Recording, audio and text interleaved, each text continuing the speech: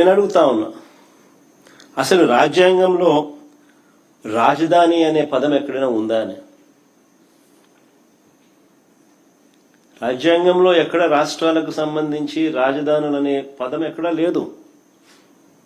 దేశానికి మాత్రమే రాజధాని ఉంటుంది తప్ప రాష్ట్రాలకు రాజధాని అనేది కాన్స్టిట్యూషన్లో లేదు.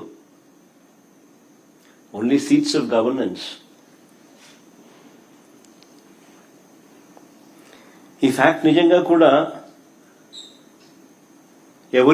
ఎవరు కూడా మర్చిపోకూడదు. సాక్షాత్తు కేంద్ర ప్రభుత్వం కూడా రాజధాని అనేది రాష్ట్రాల ఇష్టం అంటూ అధికారికంగా వీళ్ళు మన ఏపీ హైకోర్టులో కౌంటర్ అఫిడవిట్ కూడా దాఖలు చేసినారు. కేంద్ర ప్రభుత్వం ఆంధ్రప్రదేశ్ హైకోర్టులో ఒక కౌంటర్ అఫిడవిట్ కూడా దాఖలు చేసినారు. ఈ మేరకు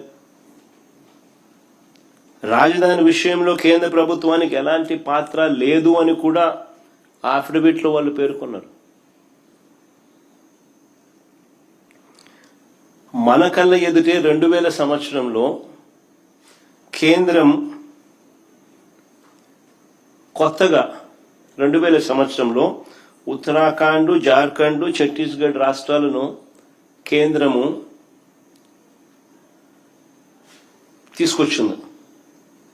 మన కళ్ళ ముందునే 2000 సంవత్సరంలో.